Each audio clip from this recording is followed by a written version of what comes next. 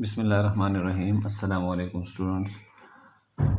अच्छा स्टूडेंट्स, आज के लेक्चर का जो ऑब्जेक्टिव है वो मैंने लिख दिया है। ऑब्जेक्टिव को ज़रा डिस्कस करते हैं, ठीक है। ऑब्जेक्टिव ये है कि हमने सॉल्यूशन फाइंड करना, और ये जो सॉल्यूशन होगा ये या तो एग्जैक्ट होगा और या सीरीज सॉल्यूशन होगा। एडोमियन डिकम्पोजिशन मेथड की यही खूबसूरती है कि अगर किसी डिफरेंशियल इक्वेशन का, चाहे पीडी हो चाहे ओडी हो, अगर उसका एग्जैक्ट सॉल्यूशन होता है तो हम इससे फाइंड कर सकते हैं, ठीक है। लेकिन अगर उसका एग्जैक्ट सॉल्यूशन नहीं है तो फिर हमें सीरीज सॉल्यूशन मिलता है। तो आज हमने एग्जैक्ट सॉल्यूशन मालूम करना है पीडी का, पार्शियल डिफरेंशियल इक्वेशन का। और ये जो पार्शियल डिफरेंशियल इक्वेशन होगी इसमें ये तीन बातें होंगी जो मैंने यहाँ लिखी हुई हैं। एक तो वो फर्स्ट ऑर्डर होगी, जो भी पार्शियल डिफरेंशियल इक्वेशन आज हम सॉल्व करेंगे लीनियर होगी और होमोजीनियस होगी, ठीक है। क्योंकि ये सबसे सिंपलेस्ट केस है। आगे जाके फिर हम इसे नॉन होमोजीनियस करेंगे और हायर ऑर्डर पर जाएंगे और नॉन लीनियर पर जाएंगे तो फिर कॉम्प्लेक्सिटी बढ़ेगी। तो ऑब्जेक्टिव को मैंने दो हिस्सों में डिवाइड कर दिया है। सॉल्यूशन हम फाइंड करेंगे जो या तो एग्जैक्ट होगा या सीरीज सॉल्यूशन होगा। डिपेंड करता है कि जो हमारी डिफरेंशियल इक्वेशन है उसका सॉल्यूशन एग्जैक्ट एग्जिस्ट करता है या नहीं करता। और वो जो सॉल्यूशन है अगर एग्जिस्ट करता होगा एग्जैक्ट तो फिर एडोमियन से भी एग्जैक्ट आ जाएगा। लेकिन अगर एग्जैक्ट सॉल्यूशन एग्जिस्ट नहीं करता तो फिर सीरीज सॉल्यूशन ही आएगा और कोई चारा नहीं है। जो पीडी होगी वो आज की जो पीडी है वो होमोजीनियस होगी, लीनियर होगी और फर्स्ट ऑर्डर होगी। और हम एडीएम यूज़ करेंगे, यानी एडोमियन डिकम्पोजिशन मेथड यूज़ करेंगे। तो एडोमियन डिकम्पोजिशन मेथड को यूज़ करते हुए आज हम पीडी को सॉल्व करेंगे जो कि होमोजीनियस होगी, लीनियर और फर्स्ट ऑर्डर होगी। और एक और बात हम देखेंगे, नई टर्मिनोलॉजी एक है एक्स सॉल्यूशन, वाई सॉल्यूशन, ठीक है। टी सॉल्यूशन भी होता है, वो हम डिस्कस करेंगे, ठीक है, कि एक्स सॉल्यूशन वाई सॉल्यूशन का क्या मतलब होता है। आज हम ये भी डिस्कस करेंगे कि एक्स और वाई सॉल्यूशन दोनों हमें एक ही सॉल्यूशन प्रोवाइड करते हैं। यानी अगर हम किसी पीडी को सॉल्व करना चाह रहे हो तो आप उसका एक्स सॉल्यूशन निकाले या वाई सॉल्यूशन निकाले, दोनों से सेम रिजल्ट आएगा। लेकिन यहाँ भी एक क्वेश्चन बनता है कि एक्स सॉल्यूशन और वाई सॉल्यूशन क्या है। तो मेरा मानना ये है कि चीज़ों को समझने के लिए सबसे आसान तरीका ये है कि आप एग्जाम्पल से समझें, ठीक है। तो एक एग्जाम्पल लेते हैं और उस एग्जाम्पल से ये जो भी ऑब्जेक्टिव है ये देखें कि हम किस तरह अचीव करते हैं, ठीक है।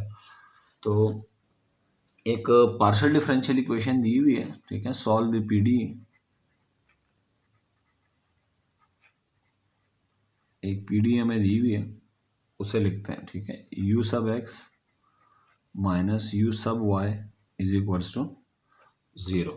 अच्छा, इस पीडी में और साथ में कुछ कंडीशन भी दी हुई है। कंडीशन ये दी हुई है u 0 y is equals to y and u eight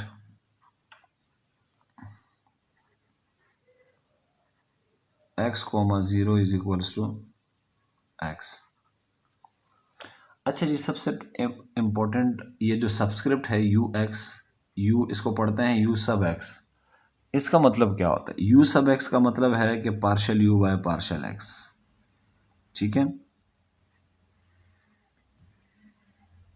अच्छा, इसी तरह से यू सब वाई का क्या मतलब होगा? ये इसका मतलब है partial u by partial y, ठीक है। अच्छा जी, इस इक्वेशन से हमें क्या अंदाज़ा हो रहा है कि जो u है वो x और y पर डिपेंड कर रहा है। यानी जो u है वो x पे भी डिपेंड कर रहा है और y पे भी डिपेंड कर रहा है, ठीक है। तो यहाँ एक कंडीशन लिखी हुई है u at 0 comma y is equal to y, यानी u जो है वो y के बराबर है और ये किसकी वैल्यू है? x की। यानी जब x की वैल्यू 0 होगी तो u की वैल्यू y होगी। और जब ये कंडीशन क्या बता रही है, जो सेकंड कंडीशन है ये वैल्यू किसकी पुट की हुई है? 0 y की। यानी u की वैल्यू x होगी जब y की वैल्यू 0 होगी। ठीक है, तो ये कंडीशन आपको पढ़नी आनी चाहिए और आपको मतलब भी पता होना चाहिए। ठीक है, क्योंकि u फंक्शन है एक्स वाई का, तो अगर कहीं पे u लिखा हुआ हो u 0, y, तो इसका मतलब है u जो है, और ये बराबर फर्ज करें हमारे क्वेश्चन में y दिया हुआ है, तो इसका मतलब है u की वैल्यू y है, जबकि x की वैल्यू क्या दी गई है, 0।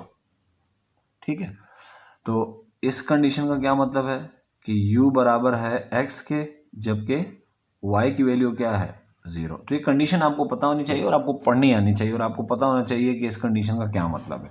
तो ये एक पीडी दी हुई है। अच्छा, ये पीडी फर्स्ट ऑर्डर है, ये हमने यहाँ डिस्कस किया है कि हम फर्स्ट ऑर्डर का मतलब ये है कि अगर इस पीडी को आप देखें तो इस पीडी को मैं यूँ भी लिख सकता हूँ, partial u by partial x minus partial u by partial y is equals to 0।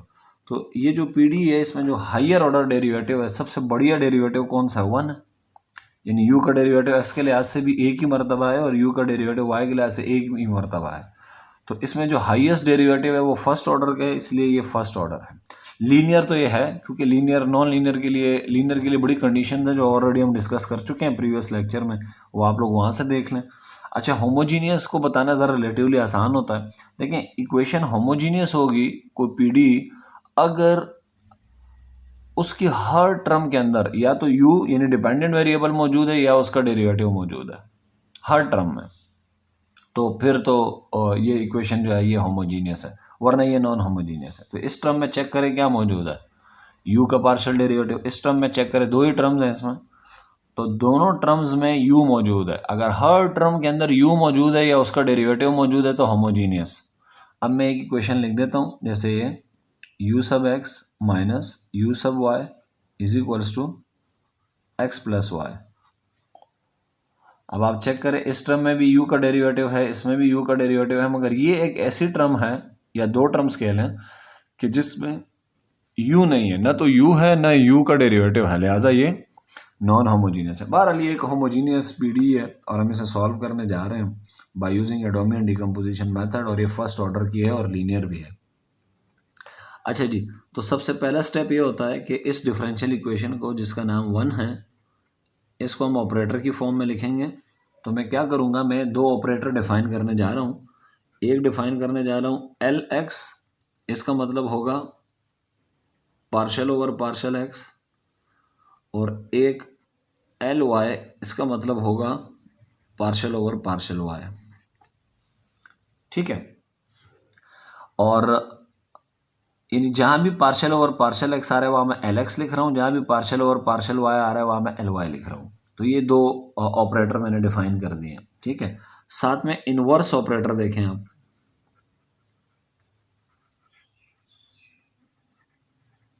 Inverse operator कितने डिफाइन किए जा सकते हैं, दो।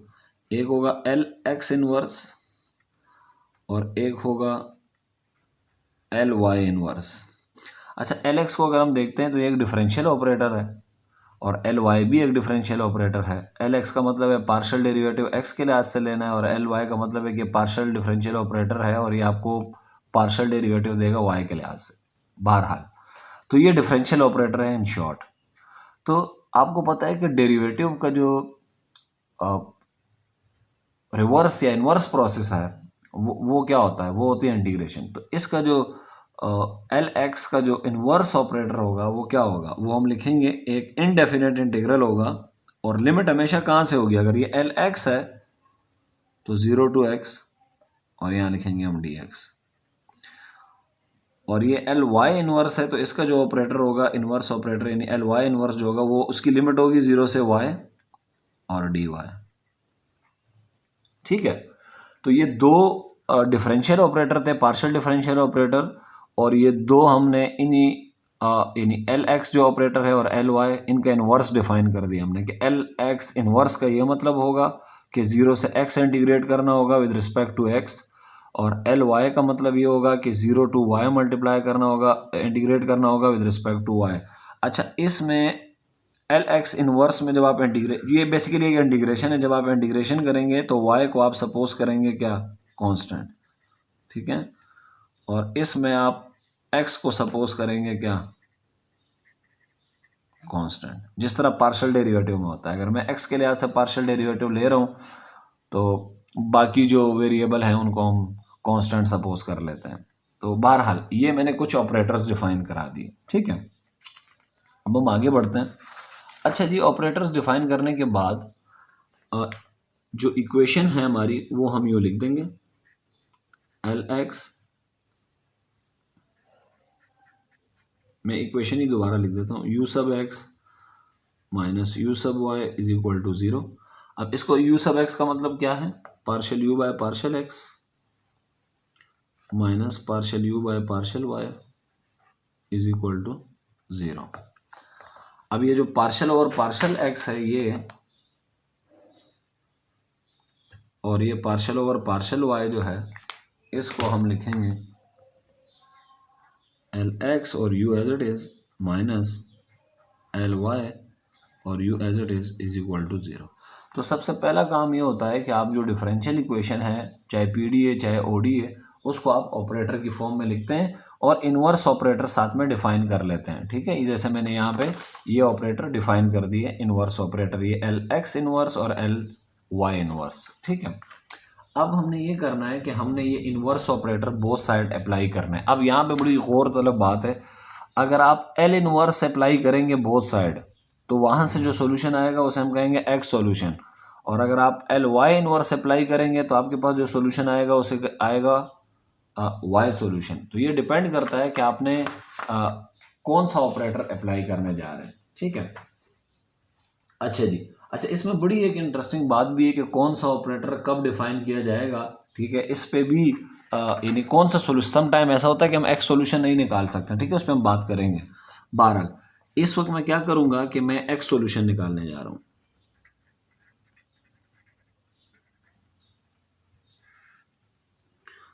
एक्स सोल्यूशन का क्या मतलब होगा कि हम अप्लाई करेंगे क्या, L inverse, applying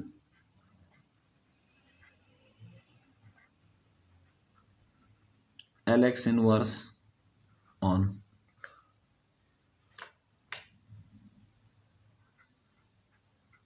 to both sides of above equation। ये ऊपर वाली इक्वेशन जो है, ये इसकी बोथ साइड आपने अप्लाई कर देना है ये एल इनवर्स ऑपरेटर। तो कैसे अप्लाई करेंगे जी, मैं लिखूंगा एल एक्स इनवर्स, ये हर टर्म पे आएगा जी L x u, L x u के साथ भी आएगा L x inverse minus L x inverse आएगा किसके साथ, L y u is equal to 0, ठीक है, क्योंकि 0 पे अप्लाई करूंगा तो 0 ही हो जाएगा। तो मैंने किया क्या कि ये जो इनवर्स ऑपरेटर है, ये इनवर्स ऑपरेटर, ये मैंने इसके साथ भी लिख दिया, चेक करें, एल एक्स यू के साथ इनवर्स ऑपरेटर, फिर माइनस, ये माइनस, और एल यू वाई, ये एल सब वाई यू के साथ भी मैंने ये इनवर्स ऑपरेटर लिख दिए। तो ये इनवर्स ऑपरेटर आपने लिख देना है। अच्छा जी, याद रखें जहां आपको ऑपरेटर खुद और उसका इनवर्स भी मिल रहा हो, जैसे यहाँ पे ये चेक करें, ये एल एक्स इनवर्स है और अंदर एल एक्स है, यानी ये ऑपरेटर है और ये इसका क्या है, इनवर्स, और ये एल वाई ऑपरेटर तो है मगर ये इसका इनवर्स नहीं है एल वाई का, ये एल एक्स का इनवर्स है। तो आपने एक काम करना है, जहां भी आपको ऑपरेटर नजर आए और उसका इनवर्स नजर आए तो उधर आपने कुछ फॉर्मूले यूज करने होते हैं, ठीक है। जैसे मैं आपको लास्ट टाइम भी बता चुका हूं लेकिन हम यहां कर लेते हैं, ठीक है। जैसे ये एल एक्स इनवर्स है और अंदर एल एक्स मौजूद है, तो जब भी ऑपरेटर खुद हो और उसका इनवर्स हो तो इसे कैसे सॉल्व करेंगे, इसे सॉल्व करने का तरीका सीखें, ठीक है। अच्छा जी, एक दफ़ा हम करेंगे, आइंदा के बाद डायरेक्ट लिखेंगे, ठीक है। इसका क्या मतलब है जी कि हमें इंटीग्रेट करना, कहाँ से कहाँ तक, 0 से x तक। किसको इंटीग्रेट करना है, जो इसके सामने होगा, इसको एल एक्स यू को, इसको इंटीग्रेट करना है और किसके लिहाज से करना है, x के लिहाज से, ठीक है। करते हैं जी, ये 0 to x, L x you का क्या मतलब होता है, एल सब एक्स यू का मतलब होता है partial u by partial x D x. अच्छा एक चीज़ आपको पता ही है कि जो डेरिवेटिव है और इंटीग्रेशन है, ये एक दूसरे का इन्वर्स प्रोसेस है। तो ये मैं आप लोगों को 12 बता चुका हूँ कि ये इधर है डेरिवेटिव u का x के लिहाज से, और आप उसे इंटीग्रेट भी कर रहे हैं x के लिहाज से, तो इसका जो रिजल्ट आएगा वो हमेशा u ही आएगा। ठीक है, इसका रिजल्ट आएगा u। ठीक है, डेरिवेटिव खत्म हो जाएगा, इंटीग्रेशन भी खत्म, बस सिर्फ u आएगा इसका रिजल्ट, क्योंकि एक दूसरे के असर को कैंसिल कर देते हैं। मिसाल के तौर पे इसको u समझ लेते हैं कि अगर फर्ज करें u लिखा हुआ हो partial u by partial y, यानी u का आप ले रहे हैं y के लिहाज से डेरिवेटिव, और फिर इसको इंटीग्रेट भी कर रहे हैं y के लिहाज से, यूं 0 to y, तो क्या हो जाएगा, ये डेरिवेटिव है और ये आप इंटीग्रेशन है, ये एक दूसरे का इनवर्स है, तो ये एक दूसरे के असर को कैंसिल कर देंगे और रिजल्ट सिर्फ क्या आएगा इसका u, और लिमिट क्या होगी 0 to y। इसी तरह यहाँ देखें u का डेरिवेटिव है x के रिस्पेक्ट से, और आप इंटीग्रेट कर रहे हैं x के लिहाज से 0 to x, तो होगा क्या, इसका जो रिजल्ट आएगा वो आएगा u। ठीक है, जस्ट u, और लिमिट क्या होगी 0 to x। अब इसको ज़रा सिंप्लीफाई करना है। असल में ये u जो है ये किसका फंक्शन है, मैं थोड़ी देर पहले बता चुका हूँ, x और y का, और ये लिमिट कहाँ से कहाँ तक है 0 to x। तो अब आप क्या करेंगे, लिमिट कैसे अप्लाई करेंगे, जहाँ x आ रहा होगा वहाँ आपने अपर लिमिट पुट करनी है x, तो x की जगह x, फिर माइनस u, फिर जहाँ जहाँ x आ रहा है वहाँ आपने 0 पुट करना है, ये 0, y। ठीक है, तो ये एक फॉर्मूला बन गया है हमारे लिए, ये फॉर्मूला आप लोग नोट कर लें। ठीक है, बार बार हम ये ड्राइव नहीं करेंगे। ठीक है, एल एक्स इनवर्स और अंदर एल एक्स ही हो, एल एक्स यू, तो इसका जो रिजल्ट आएगा वो हमेशा क्या आएगा, वो ये आएगा एल यू, सॉरी फंक्शन है एक्स वाई का, ठीक है, माइनस, अच्छा अगर u फंक्शन होगा एक्स वाई जी का तो फिर क्या आएगा, यहाँ हम x कॉमा वाई कॉमा जी भी लिखेंगे। ये आपने खुद देखना है कि u किसका फंक्शन है, चूंकि दो वेरिएबल के केस में तो ये आएगा कि u x कॉमा वाई। ठीक है, फिर माइनस u, x की जगह आप लिखेंगे 0 और बाकी वेरिएबल एज इट इज। इसका रिजल्ट हमेशा ही यही आएगा। ठीक है, इसी तरह अगर आप ये फाइंड करेंगे L y inverse L y u, तो इसका रिजल्ट क्या आएगा, यही पहले आएगा u x comma y minus u, अब x की जगह 0 नहीं लिखेंगे आप, x as it is, y की जगह 0 लिखेंगे, ये रिजल्ट आएगा। तो ये दो रिजल्ट अभी आपको याद होने चाहिए, आइंदा के बाद मैं इसे डायरेक्ट यूज करूंगा। ठीक है, अच्छा जी, यहाँ एल एक्स है यानी ऑपरेटर है और यहाँ ऑपरेटर का इन्वर्स है, तो इसका जो रिजल्ट आएगा वो आएगा u x comma y minus u 0 comma y is equal to, इस पूरे टर्म को मैं राइट हैंड साइड पे भेज रहा हूँ, ये आएगा L x inverse L y you. अच्छा एक बात और याद रखिएगा, ये ऑपरेटर है और ये उसका इन्वर्स नहीं है, इसको सिंप्लीफाई करने की कोशिश अभी नहीं करनी है। ठीक है, इसको आप राइट हैंड साइड पे ले जाएं। अच्छा u 0 कॉमा वाई, ये चेक करें आप लोग, ये दिया हुआ है u 0 comma y is equal to y, तो ये u 0 कॉमा वाई ये जो है ये y के बराबर है, तो इसकी जगह मैं लिख दूंगा y,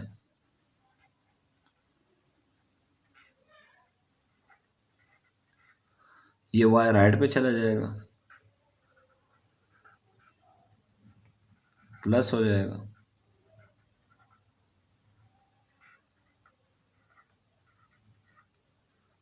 ठीक है स्टूडेंट, अच्छा यहाँ तक पहुँचने के बाद जब हम यहाँ पहुँच जाएंगे, u को अलग करना है आपने। ठीक है, ये u अलग हो गया, ये u हमारा अननोन फंक्शन है, यही हमें फाइंड करना होता है। देखें, इस पीडी को सॉल्व करने का क्या मतलब है, इस पीडी को सॉल्व करने का क्या मतलब है, सॉल्व करने का मतलब ये है कि मुझे u फाइंड करना है, यानी u एक्स कॉमा वाई, ये क्वेश्चन मार्क है, तो हमें ये u अननोन फंक्शन है, ये फाइंड करना है। ठीक है, बहरहाल हम यहाँ पहुँच चुके हैं।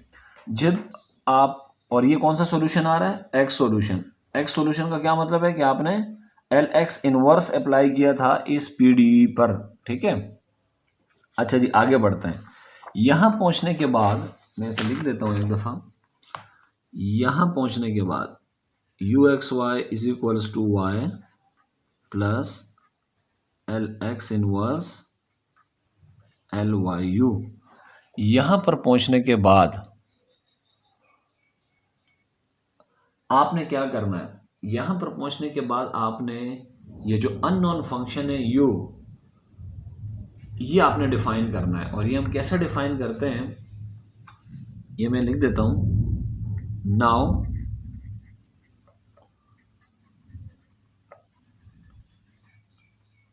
We define the unknown function u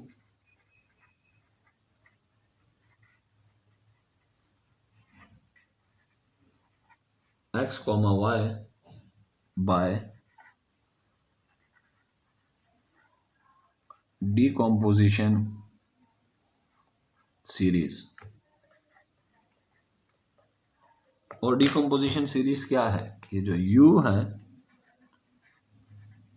x, y, ये बराबर किसके है, u0 plus u1 plus u2 plus u3 plus dot dot dot, इस तरह से। इसी को अगर आप समेशन की शक्ल में लिखेंगे तो यूँ लिखेंगे summation n runs from zero to infinity. अच्छा, ज़ीरो क्यों है, क्योंकि यहाँ u0 है, इसीलिए हमने ज़ीरो से स्टार्ट किया। और इन्फिनिटी क्यों है, क्योंकि ये एक इनफाइनाइट सीरीज होती है, ठीक है। और यहाँ आएगा un, ठीक है। और ये याद रखिएगा कि ये जो u0 है और u1 है, u2 है, u3 है, ये एक्स वाई के फंक्शन होते हैं, ठीक है। इसीलिए हम इस un के साथ भी ब्रैकेट में क्या लिख देते हैं, एक्स कॉमा वाई, ठीक है। तो ये हमने एक डीकम्पोजिशन सीरीज डिफाइन करनी है। कब डिफाइन करनी है, जब आप L inverse both side apply कर लें और जो रिक्वायर्ड उस वक्त सिंप्लीफिकेशन है वो आप कर लें, तो फिर आपने, और यू को हमेशा आपने अलग करना है, ये बात याद रखिएगा, ठीक है। यू को हमने अलग करके बाकी रकमों को राइट हैंड साइड पे भेज देना है, जो सिंप्लीफिकेशन हो सकती है वो करके फिर आपने ये डिफाइन कर देना है। अब इस इनफाइनाइट सीरीज को आपने इंसर्ट कर देना है, इंसर्ट इन अबव इक्वेशन। तो मैं क्या करूंगा, ये जो इक्वेशन है u x y is equals to y plus x inverse L y u, इसमें यू की जगह मैं ये लिख दूंगा summation n runs from zero to infinity u n x comma y is equals to y plus L x inverse L y, और u की जगह आ जाएगा n run from zero to infinity u n x comma y, ठीक है। अच्छा, अब हमने ये करना है कि इस समेशन को हमने एक्सपेंड कर देना है फ्यू टर्म्स के लिए, ठीक है। तो हम एक्सपेंड करेंगे समेशन को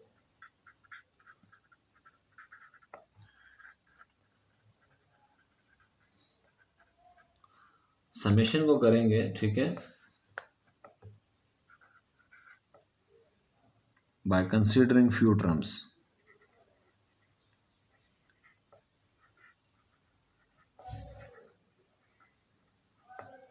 इसको मैं कैसे लिख सकता हूं, इस समेशन को u0 प्लस u1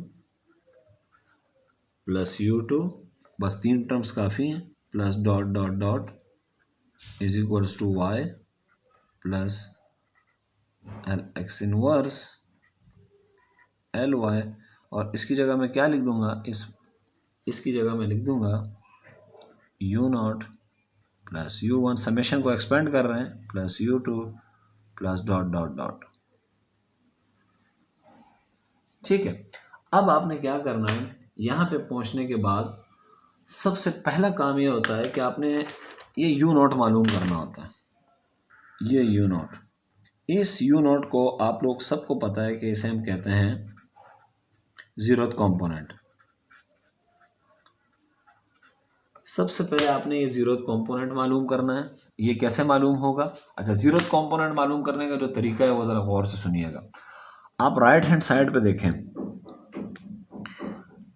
ये एल एक्स इनवर्स है, और एल एक्स इनवर्स हमें इसका लेना है। इसके अंदर अगर ये इनफाइनाइट सीरीज पाई जाती है, जैसे देखें ना ये एल एक्स इनवर्स है और फिर ब्रैकेट में ये इनफाइनाइट सीरीज लिखी हुई है, तो आपने क्या करना है, इसको छोड़ के जहाँ जहाँ भी इनफाइनाइट सीरीज लिखी हुई है ना उसको छोड़ के जो बच गया वो आपका यू नॉट है। ठीक है, तो इनफाइनाइट सीरीज जहाँ जहाँ भी लिखी है उसको छोड़ दें, उन टर्म्स को छोड़ दें, इस टर्म को भी छोड़ दें, इसमें इनफाइनाइट सीरीज है। ठीक है, बाकी जो बच गया, बचा क्या, ये वाई, तो ये यू नॉट आपके पास क्या आ गया, वाई। तो यू नॉट सिंपली हमारे पास वाई आ गया। अच्छा, यू नॉट के बारे में मैंने क्या कहा था, आप इसको यूं भी लिख सकते हैं, यू नॉट जो है ये क्या हो सकता है, एक्स का भी फंक्शन हो सकता है, वाई का भी हो सकता है और दोनों का भी हो सकता है। फिल वक्त ये किसका फंक्शन है, वाई का। ठीक है, तो ये हमारे पास यू नॉट आ गया। तो यू नॉट एक्स का भी फंक्शन हो सकता है, वाई का भी फंक्शन हो सकता है, दोनों का भी हो सकता है, ये यू नॉट एक्स वाई आ गया। अच्छा, जब यू नॉट एक्स वाई आपके पास आ जाता है, जिसको हम जीरोथ कॉम्पोनेंट कहते हैं, फिर हम एक काम करते हैं, u1 बाकी जो कंपोनेंट्स है u1 u2 u3 इनको हासिल करने के लिए हम एक रिकर्सिव स्कीम डिफाइन करते हैं। ठीक है, मैं नेक्स्ट स्टेप में, अच्छा यही लिख देता हूं मैं, for other terms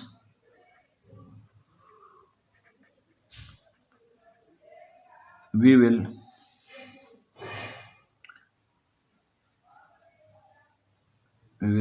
we obtain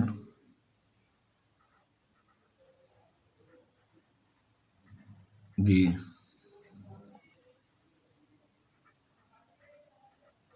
recursive scheme। अब रिकर्सिव स्कीम कैसे मालूम की जाती है, ये लास्ट टाइम ही मैंने आपसे डिस्कस किया था। रिकर्सिव स्कीम मालूम करने का तरीका ये है कि यू नॉट तो चूंकि मालूम हो चुका है, ठीक है, तो सबसे पहले आप इस यू नॉट को लिख लें, फिर बाद में बात करते हैं। यू नॉट को आप लिख लें, जो मालूम हो चुके हैं उसे आप लिख लें। U naught which may be a function of x y और both is equals to y, ये वाई आ गया। अब आप रिकर्सिव स्कीम कैसे डिफाइन करेंगे, गौर से सुनिएगा। यू नॉट आ गया, ये यू नॉट बराबर किसके था, वाई के। इसको आप ऐसे समझने के लिए मैंने काट दिया। ठीक है, बचा क्या, u1 u2 u3 up to so on. ठीक है, तो इस लेफ्ट हैंड साइड को मैं कैसे लिखूंगा, ये u1 u2 u3 u4, इसको मैं यूं लिखूंगा, u k plus 1 is equal to, ये मैं आपको बताता हूँ k प्लस 1 क्यों लिखा है मैंने। यहां से रिकर्सिव स्कीम डिफाइन करेंगे हम, u1 u2 u3 u4 and so on, इसको हम लिखेंगे u k प्लस 1। अच्छा, राइट हैंड साइड यहां से रिकर्सिव स्कीम कैसे लिखेंगे, अच्छा इसकी पूरी डेरिवेशन है लेकिन हम डेरिवेशन कर नहीं रहे, मैं आपको लिखने का तरीका बता रहा हूं। एल एक्स इनवर्स है, ये एज इट इज लिखेंगे आप, L x inverse as it is लिखेंगे आप, एल वाई भी आप एज इट इज लिखेंगे। अच्छा, और ये u नॉट u1 u2 ये नहीं लिखेंगे आप, इसकी जगह अब आप क्या लिखेंगे, इसकी जगह आप लिखेंगे uk, क्या लिखेंगे, uk। अच्छा, अब देखें यहाँ हमने क्या लिखा है k प्लस 1, तो यहाँ हम लिखेंगे uk। ठीक है, अगर यहाँ मैं लिखूंगा, अच्छा उस डिटेल में नहीं जाते, हम इस सबस्क्रिप्ट को चेंज भी कर सकते हैं लेकिन हम उस डिटेल में नहीं जाएंगे। लेफ्ट हैंड साइड पे हम uk प्लस 1 लिखेंगे और अंदर uk लिखेंगे, और k की जो वैल्यू है वो ये है कि k की वैल्यू आप क्या पुट कर सकते हैं, 0 पुट कर सकते हैं, 1 पुट कर सकते हैं, 2 पुट कर सकते हैं, 3 पुट कर सकते हैं, 4 पुट कर सकते हैं, इस तरह से आप पुट कर सकते हैं। ठीक है, तो अब हम क्या करेंगे, पहले हम k पुट करेंगे, क्या जी 0, तो देखें क्या आएगा, 0 प्लस 1, k की जगह 0 लिखेंगे, 0 प्लस 1 तो ये आ जाएगा u1। अब आपको समझ आ रहा होगा कि k प्लस 1 क्यों लिखा है, क्योंकि जब मैं 0 पुट करूंगा तो ये u1 आ जाएगा। ठीक है, u1 आ जाएगा, जब 1 पुट करूंगा u2 आ जाएगा, फिर u3, इस तरह। ठीक है, अच्छा जी, यहाँ आएगा जी L x inverse L y, और यहाँ पे आएगा u नॉट। और इस स्टेप में मैं आपको ये भी बताऊंगा कि इसको, ये बहुत इंपॉर्टेंट है, ये आपको पता होना चाहिए कि इसको रिकर्सिव स्कीम क्यों कहते हैं। ठीक है, ये आपको पता होना चाहिए। अच्छा, रिकर्सिव स्कीम इसको इसलिए कहते हैं कि u1 किसके बराबर है, चेक करें। Lx ये तो ऑपरेटर है, Lx इनवर्स का क्या मतलब है कि मैंने इंटीग्रेट करना है जीरो से। देखिए इनवर्स जब भी आएगा तो इसका मतलब है इंटीग्रेट करना है, और यहाँ लिखा हुआ है x तो इसका मतलब है जीरो से x इंटीग्रेट करना है। Ly है तो इसका मतलब है पार्शियल डेरिवेटिव लेना है y के रिस्पेक्ट से, किसका, u0 का। तो इसका मतलब है u1 मालूम करने के लिए u0 होना चाहिए। अगर u0 नहीं है तो आप u1 नहीं मालूम कर सकते हैं। तो चेक कीजिएगा कि हमारे पास क्या u0 है जी। u0 हम निकाल चुके हैं, ये रहा y के बराबर है। अच्छा जी, अच्छा पहले आप पार्शियल डेरिवेटिव लेंगे, पहले ब्रैकेट को सॉल्व करेंगे। अच्छा y का अगर मैं पार्शियल डेरिवेटिव लूँगा y के रिस्पेक्ट से तो क्या आएगा, जैसे x का डेरिवेटिव x के रिस्पेक्ट से, तो y का डेरिवेटिव y के रिस्पेक्ट से आएगा 1, तो ये आ जाएगा सिंपली 1। अब इस 1 को मैं इंटीग्रेट करूँगा कहाँ से कहाँ तक, 0 से x तक, क्योंकि इनवर्स ऑपरेटर है तो इंटीग्रेट करेंगे, ठीक है। 0 से x इंटीग्रेट करेंगे 1 को, ठीक है, और x के रिस्पेक्ट से करेंगे। तो क्या मैं, और 1 का इंटीग्रेशन सबको पता है x होती है, ठीक है, और फिर लिमिट लगाएंगे जी 0 से x। तो हम क्या करेंगे, फंडामेंटल थ्योरम ऑफ कैलकुलस लगाएंगे। पहले अपर लिमिट पुट करेंगे, x की जगह पहले मैं पुट करूंगा x, तो x ही आएगा, फिर माइनस, फिर x की जगह हम पुट करेंगे 0, तो 0, तो u1 आपके पास आ गया जी x, ठीक है जी। तो ये हमारे पास u1 आ गया है, जिसको हमने लिख लिया कि ये x आ गया। अब हम u2 फाइंड करेंगे, ठीक है। अच्छा u2 फाइंड करने के लिए अब आप देखेंगे कि मुझे u1 की ज़रूरत पड़ेगी, फिर जब मैं u3 फाइंड करूंगा तो उसके लिए मुझे u2 की ज़रूरत पड़ेगी। इसी तरह से अगर मैं फाइंड करूंगा u4 तो u3 की ज़रूरत पड़ेगी। तो यहाँ से हमें कुछ बातें पता चल रही हैं कि, और वो बातें क्या हैं कि u0 तो मालूम हो जाता है डायरेक्ट, फिर u1 की बारी होती है, u2 की, u3 की, u4 की, एंड सो ऑन। u4 के लिए u3 का होना ज़रूरी है, u3 के लिए u2 का होना ज़रूरी है, u2 के लिए u1 का होना ज़रूरी है, u1 के लिए u0 का होना ज़रूरी है। क्या मतलब कि अगर मुझे सीरीज़ के अंदर, ये एक सीरीज़ है, चेक करें ये सीरीज़, इस सीरीज़ की अगर मुझे u1 चाहिए तो उसके लिए मुझे पिछली वाली टर्म चाहिए u0। अगर u2 चाहिए तो मुझे पिछली वाली टर्म मालूम होनी चाहिए, तभी जाके मैं u2 मालूम कर सकता हूँ। u3 मालूम करने के लिए मुझे u2 का मालूम होना ज़रूरी है, यानी पिछली टर्म का मालूम होना ज़रूरी है। तो ये जो रिलेशन है इसको यूज़ करके, ये जो रिलेशन है इसको यूज़ करके हम u1, u2, u3, u4 निकालते हैं। लेकिन हम u1 उसी सूरत निकाल सकते हैं जब u0 पता हो, ठीक है। तो ये u1 आ गया। अब मैं u2 मालूम करूंगा, तो u2 मालूम करने के लिए u1 का पता होना ज़रूरी है। u1 हमें दिया हुआ है, u1 हमने मालूम किया हुआ है। तो इसका मतलब है कि ऐसे ये रिकर्सिव स्कीम एक ऐसी स्कीम है कि इससे अगर मैं डिफरेंट ये u1, u2, u3 ये निकालने जा रहा हूं तो मुझे इस सीरीज की पिछली वाली टर्म्स का मालूम होना ज़रूरी है, ठीक है। u1 के लिए u0 का होना ज़रूरी है, u2 के लिए u1 का, u3 के लिए u2 का। तो असल में जो रिकर्सिव स्कीम होती है ना, ये भी एक इनफाइनाइट सीरीज को लिखने का तरीका है, ठीक है। तो अगर u1 मुझे मालूम करना है तो मुझे u0 चाहिए, u2 मालूम करना है तो u1 चाहिए, u3 मालूम करना है तो u2 चाहिए। तो इस तरह की रिप्रेजेंटेशन को हम कहते हैं रिकर्सिव स्कीम, ठीक है, रिकर्सिव रिप्रेजेंटेशन।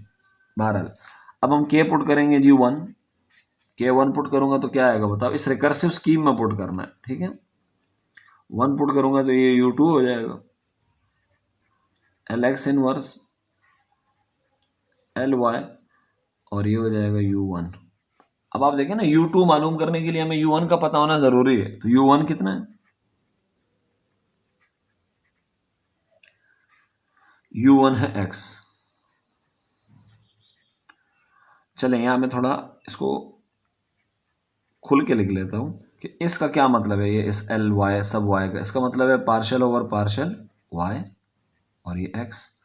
अब आप देखें x का डेरिवेटिव अगर मैं y के रेस्पेक्ट से लूंगा तो ये तो जीरो आएगा, क्योंकि y के रेस्पेक्ट से डेरिवेटिव ले रहे हैं तो ये x को कांस्टेंट के तौर पे लेगा, तो ये डेरिवेटिव जीरो हो जाएगा, ये जीरो हो जाएगा, ठीक है, जीरो। और u2 अब जब जीरो आ गया तो इसको इंटीग्रेट करने की जरूरत नहीं है, ठीक है, रिजल्ट जीरो ही आएगा, तो ये zero.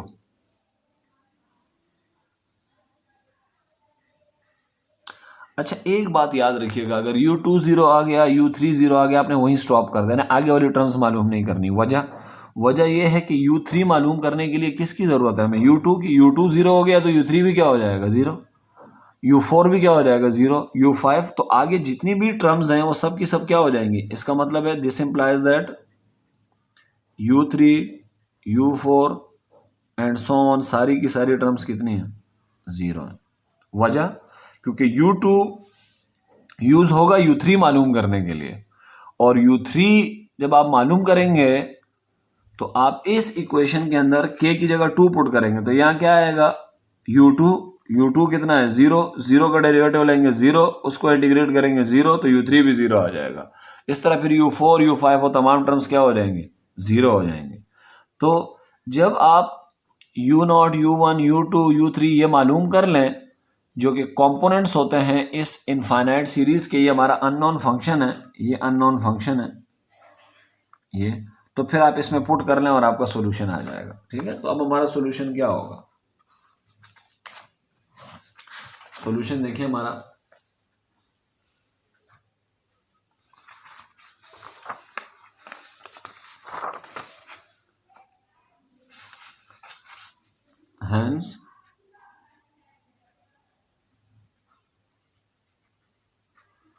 hence the solution in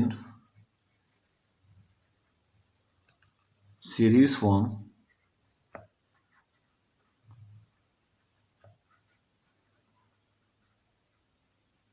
is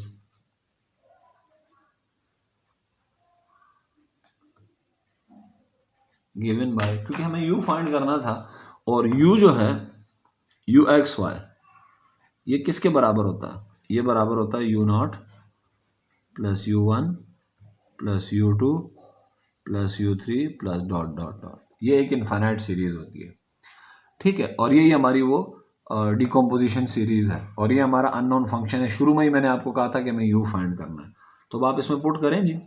U0 क्या आया था, सबको याद है, ये आया था Y0 प्लस सॉरी y, और U1 कितना आया था, ये आया था x, U2 आया था 0, और फिर मैंने कहा था बाकी भी सारी टर्म 0 हो जाएंगे इस तरह से। तो UXY जो हमारा सॉल्यूशन है वो कितना आ गया है, x प्लस y, ये हमारा क्या आ गया जी, सॉल्यूशन। ठीक है, और ये एग्जैक्ट सॉल्यूशन है, इनफाइनाइट सीरीज सॉल्यूशन नहीं है, एग्जैक्ट सॉल्यूशन। ये सीरीज सॉल्यूशन नहीं है क्योंकि सीरीज की बाकी टर्म्स तो 0 हो गई हैं। ठीक है, तो ये x plus y exact solution है। ठीक है, कि UXY बराबर होगा x प्लस वाई के। ठीक है, तो ये x, अच्छा इसको हम कहेंगे जी x solution, this is our x solution. क्यों x सॉल्यूशन कहेंगे, बिकॉज हमने अप्लाई किया था LX inverse on both sides. ठीक है, तो ये सॉल्यूशन तो आ गया है। अब सिर्फ आपको बताना ये है, क्योंकि हमारा ऑब्जेक्टिव ये है कि हमने ये देखना है, ऑब्जेक्टिव को ज़रा आप देखें, ऑब्जेक्टिव ये है कि हमने देखना ये है कि x सॉल्यूशन और y सॉल्यूशन दोनों सेम सॉल्यूशन प्रोवाइड करते हैं। ठीक है, तो हमने ये देखना है कि अच्छा, तो अब हम y सॉल्यूशन निकालने की तरफ जा रहे हैं। लेकिन अगर आपके जहन में ये क्वेश्चन है कि कौन सा सॉल्यूशन निकाला जाए, तो कोई सा भी निकाल दें, उसको फर्क नहीं पड़ता, क्वेश्चन यहाँ ख़त्म हो गया है, सॉल्यूशन आपके पास आ गया है। लेकिन हम एक हमारे ऑब्जेक्टिव 2 थे, तो उसमें से एक ऑब्जेक्टिव ये भी है कि x और y सॉल्यूशन दोनों सेम आंसर देते हैं, तो इसको चेक करने के लिए हमें y सॉल्यूशन भी निकालना पड़ेगा। लेकिन y सॉल्यूशन हम ज़रा रिलेटिवली क्विक तरीके से निकालेंगे। ठीक है, क्विक इसलिए निकालेंगे कि अब हम चीज़ें काफ़ी सारी समझ चुके हैं। ठीक है, y सॉल्यूशन, तो सबसे पहले जो डिफरेंशियल इक्वेशन दी हुई थी वो ये दी हुई थी, LX minus LY is equal to 0, ये दी हुई थी। ठीक है, अच्छा जी, अब हम इस पे अप्लाई करेंगे LY inverse two both sides, तो ये क्या बनेगा, LY इनवर्स इसके साथ भी आएगा LX, सॉरी यहाँ पे LX U है, यहाँ भी U है, सॉरी U तो हम भूल ही गए, LY इनवर्स LX U, इसके साथ भी U है, फिर माइनस एल वाई यू के साथ भी आएगा, L y inverse L y u is equal to 0। अब चेक करें, ये ऑपरेटर है और ये उसका इनवर्स है, तो इसे हम सिंप्लीफाई करेंगे। और अंदर क्या है, अननोन फंक्शन है, ठीक है। तो इसको हम कैसे सिंप्लीफाई करेंगे, तो ये हम देख चुके हैं पिछले पार्ट में, ठीक है। जो हमने एक सॉल्यूशन निकाला था, मैंने आपको बताया था इसका आंसर जो आएगा वो क्या आएगा, इसका आंसर आएगा u x y minus u और 0 से x कॉमा 0, अब y की जगह हम 0 पुट करेंगे इज इक्वल टू 0, और यू एक्स कॉमा 0 आप क्वेश्चन में देखें, इसकी वैल्यू आपको दी हुई है,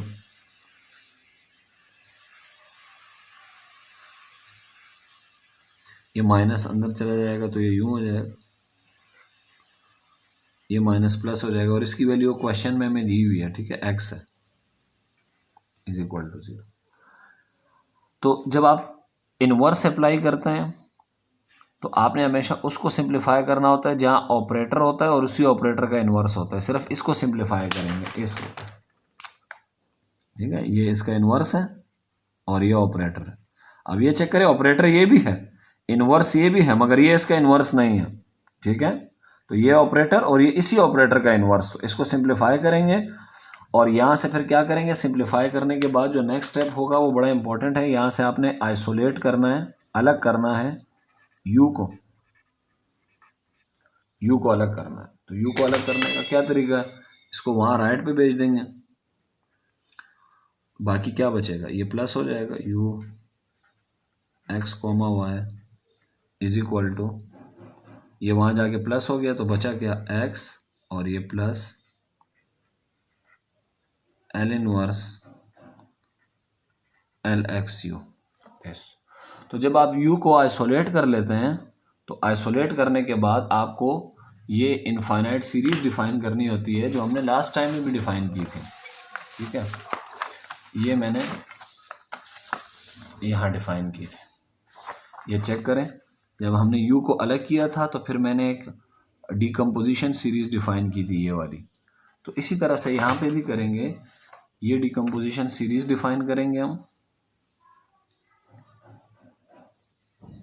यू एक्स वाई जो हमारी डी एस का मतलब डिकम्पोजिशन सीरीज, वो क्या होगी जी, u naught plus u one plus u two plus u three plus dot dot dot is equal to, अगर समेशन की शक्ल में लिखेंगे तो n runs from 0 to infinity u n which is a function of x y, ये होगी, ठीक है। तो ये अब जो इनफाइनाइट सीरीज है ये हम पुट कर देंगे इसमें, तो यहाँ मैं लिखूंगा समेशन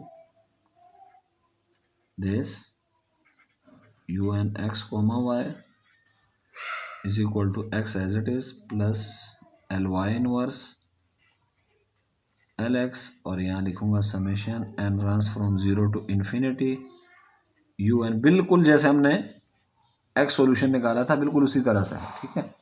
ये हो गया। अब इस इनफाइनाइट सीरीज को, जैसे मैंने वहाँ आप लोगों को कहा था कि हम इस समेशन को ओपन करेंगे, एक्सपेंड करेंगे फ्यू टर्म्स तक, तो हम इस समेशन को ओपन करते हैं। समेशन को ओपन करूंगा तो लेफ्ट हैंड साइड पे बनता है u naught plus u one plus u two, ये हमेशा यही बनता है, plus u three plus dot dot dot is equal to x plus L y inverse L x, और यहाँ आएगा u naught plus u one plus u two plus dot dot dot. अब मैंने आपको क्या कहा था, इस टर्म के अंदर क्या मौजूद है, ये infinite series you not you one you, तो इसको छोड़ के जो भी है, जहाँ जहाँ भी राइट हैंड साइड पे देखना है आपने, राइट हैंड साइड पे जहाँ जहाँ भी इनफाइनाइट सीरीज है ये वाली, उसको छोड़ के जो बच गया ये आपका यू नॉट है, ठीक है। तो जीरोथ कॉम्पोनेंट क्या आएगा जी, जीरोथ कॉम्पोनेंट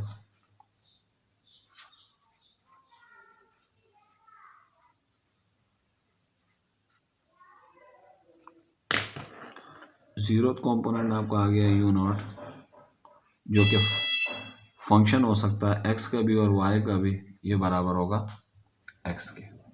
ठीक है। अच्छा, यहां से हम डिफाइन करते हैं एक रिकर्सिव स्कीम।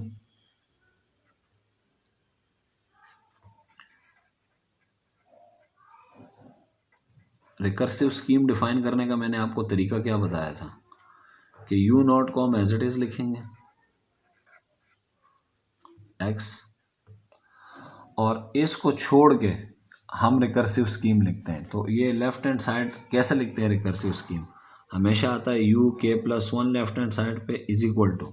अब ये आप इस पे हमेशा लेफ्ट हैंड साइड पे यू के प्लस वन आएगा, आपने ज़्यादा नहीं सोचना। ठीक है। और राइट हैंड साइड से कैसे आएगा जी, ये मैं लिखूंगा u L y inverse L x, और ये नहीं लिखना, इसकी जगह आपने लिखना है यू, और यहाँ के प्लस वन है तो ये एक कम लिखना है, आपने के लिखना है। ठीक है, यू के। ये आपके पास रिकर्सिव स्कीम है, इसमें जो के की वैल्यू है वो ज़ीरो से बड़ी है और ज़ीरो के बराबर भी है।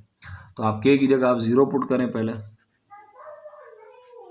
तो ये बन जाएगा u one is equals to L y inverse ये एल एक्स, और ये हो जाएगा यू नॉट। अब यू नॉट की वैल्यू है एक्स, पुट कर दें। जब आप पुट करेंगे एक्स, यहाँ आपने एक्स पुट कर दिया, तो एल एक्स का मतलब है कि पार्शियल डेरिवेटिव लेना है आपने एक्स के रिस्पेक्ट से। तो एक्स के रिस्पेक्ट से जब आप पार्शियल डेरिवेटिव लेंगे एक्स का तो वन आएगा, ये आएगा वन। और इसका मतलब है कि आपने इंटीग्रेट करना है ज़ीरो से वाई तक। ये बात याद रखनी है कि अब ज़ीरो से एक्स नहीं है, ज़ीरो से वाई इंटीग्रेट करना है वन को, और वाई के रिस्पेक्ट से करना है। तो आपको पता है वन का डेरिवेटिव वाई आएगा क्योंकि वाई के रिस्पेक्ट से, और लिमिट क्या होगी ज़ीरो से वाई। तो अब लिमिट कैसे अप्लाई करेंगे, पहले अपर लिमिट अप्लाई करते हैं, वाई की जगह लिखूंगा वाई, फिर माइनस वाई की जगह लिखूंगा ज़ीरो, तो यू वन कितना आ जाएगा वाई। अब हम क्या निकालेंगे जी, अब हम निकालेंगे, यही निकाल लेते हैं। अब हम के की वैल्यू पुट करेंगे जी वन, ज़ीरो तो हमने पुट कर दिए, तो के की जगह जब मैं पुट करूंगा, ये रिकर्सिव रिलेशन है, मैं हाईलाइट कर देता हूँ। ठीक है, ये रिकर्सिव रिलेशन है,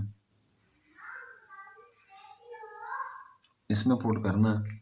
के की जगह अब हम पुट करेंगे वन, जब वन पुट करूंगा तो क्या आएगा, ये u two is equal to L y inverse L x, और ये बन जाएगा यू वन। अब यू वन कितना है, वाई है, तो L y inverse L x, और ये आ जाएगा वाई। इसका क्या मतलब है जी, इसका मतलब है कि आपने पार्शियल डेरिवेटिव लेना है एक्स के रिस्पेक्ट से, और किसका लेना है, वाई का। तो ये तो ज़ीरो हो जाएगा क्योंकि वाई तो कांस्टेंट है, एक्स के रिस्पेक्ट से अगर डेरिवेटिव लेंगे तो ये हो जाएगा ज़ीरो। और ज़ीरो को इंटीग्रेट करूंगा तो इनवर्स का क्या मतलब होता है, इंटीग्रेशन, तो ये भी ज़ीरो आएगा, तो यू टू आ गया ज़ीरो। अब मैंने आप लोग को बताया था थोड़ी देर पहले कि अगर यू टू ज़ीरो आ गया तो यू थ्री भी ज़ीरो आएगा, यू फोर भी ज़ीरो आएगा, यू फाइव भी ज़ीरो आएगा, एंड सो ऑन। ठीक है, तो अब यू थ्री निकालने की ज़रूरत नहीं है। तो देयरफॉर जो सॉल्यूशन है, therefore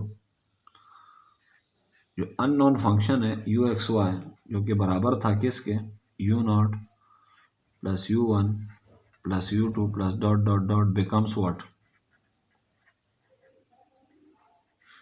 you x y. U naught हमने क्या निकाला है, यू नॉट ये चेक करें, यू नॉट ये रहा एक्स, तो यहाँ मैं लिख दूंगा एक्स, प्लस यू वन क्या निकाला है वाई, ये आ जाएगा वाई। यू टू कितना है ज़ीरो, ये ज़ीरो। यू थ्री भी कितना होगा ज़ीरो, एंड सो ऑन। तो यू एक्स वाई क्या आ गया, एक्स प्लस वाई। तो ये क्या है हमारा जी, ये हमारा सॉल्यूशन है, रिक्वायर्ड सॉल्यूशन है। ठीक है, अब हम बात करते हैं कि ये देखें, इस सॉल्यूशन को भी देखें जो हमने हाँ जी नज़र आ रहा है। ठीक है, ये देखें यू एक्स वाई बराबर आया था एक्स प्लस वाई का, ये एग्जैक्ट सॉल्यूशन है हमारा।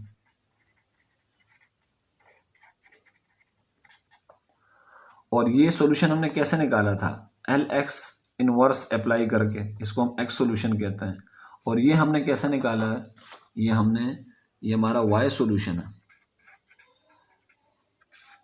अब आप चेक करें कि जो x सॉल्यूशन है वो कितना आया है, x प्लस वाई, और जो y सॉल्यूशन आया वो भी कितना है, x प्लस वाई। तो यहाँ से हम एक नतीजा निकाल रहे हैं, ठीक है, एक रिजल्ट है जो आप लोगों ने याद रखना है, एक कंक्लूजन कह लें, कुछ भी कह लें, ठीक है। x solution and y solution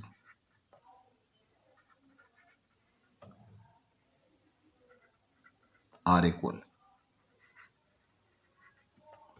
तो इससे क्या हमें मिला कि आपको जब पीडी सॉल्व करनी है तो आपकी मर्जी है, या तो x सॉल्यूशन निकाल लें या y सॉल्यूशन निकाल लें। ऐसा नहीं करना है कि दोनों सॉल्यूशन निकाल के बैठ जाएं आप, ठीक है। हाँ, ऐसा हो सकता है कि क्वेश्चन एग्जाम के तौर पे इस तरह से आ जाए कि जी आप x सॉल्यूशन भी निकाले और y भी निकाले, वो तो एक अलग गुफ्तगू है। लेकिन अगर किसी पीडी को सॉल्व करनी हो तो आप x को भी यूज़ करके सॉल्व कर सकते हैं, LX इन्वर्स भी अप्लाई करके सॉल्व कर सकते हैं, LY इन्वर्स अप्लाई करके भी सॉल्व कर सकते हैं, ठीक है। तो आज के लिए इतना काफ़ी है, ठीक है, और नेक्स्ट लेक्चर में मिलते हैं। तब तक के लिए अल्लाह हाफिज़ व नासिर।